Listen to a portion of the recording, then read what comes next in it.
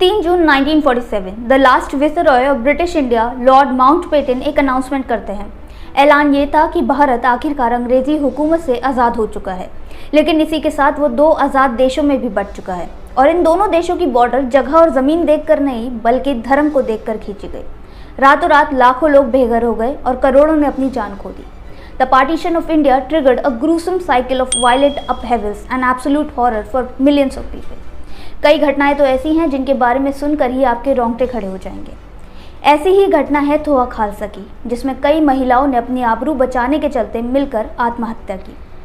हम सब जानते हैं कि युद्ध में हथियार के रूप में बलात्कार होना आम बात है और ऐसा ही कुछ रावलपिंडी के एक छोटे से गांव थोआ खालसा में हुआ। थोआ खालसा उस टाइम का एक सिख पॉपुलेटेड एरिया था जहां कई अमीर हिंदू और सिख रहा करते थे। मार्च की उस शाम आसपास के कुछ गांव से मुसलमानों की एक छोटी सी भीड़ आती है। ये भीड़ थोआ खालसा के सिखों को इस्लाम कबूलने के लिए धमकाती है और थोड़ी बहसबाजी के बाद वहां से चली जाती है। हालांकि शुरू में उनकी धमकी से कोई नहीं डरा, लेकिन अगली सुबह तक मुसलमानों की इस भीड़ की संख्या लाखों तक पहुंच गई। इस भीड़ ने घरों को लूटना और जलाना शुरू कर दिया। शुरुआत में थोआ खालसा के मुसलमानों ने गांव में सिखों को सुरक्षित रखने का आश्वासन दिया, लेकिन कुछ ही देर में बढ़ते दंगों को देख कोई भी बंटवारे की आग में जलते सिखों की मदद के लिए आगे नहीं आया।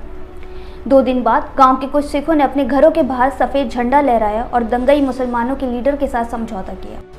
समझौते के तहत सिख अपनी सारी दौलत मुसलमानों के हवाले कर अपने घर छोड़ देंगे और पास में ही संत गुलाब सिंह की हवेली में एक साथ रहेंगे।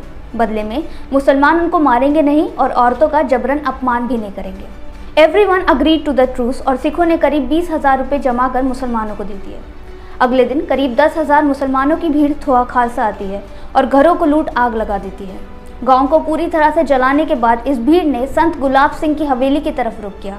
इस वक्त तक ये साफ हो चुका था कि समझौते की शर्तें सिर्फ सिखों को आसानी से लूटने और मारने का एक बहाना थी। कुछ युवा सिखों ने यह फैसला किया कि हवेली के अंदर छुपे रहने से बेहतर है कि वो दंगइयों को बाहर से ही खत्म कर दें, ताकि पीछे छोटे बच्चे और औरतें महफूज रहें। लेकिन हजारों की इस भीड़ के आगे ये कुछ सिख कब तक ही टिकते।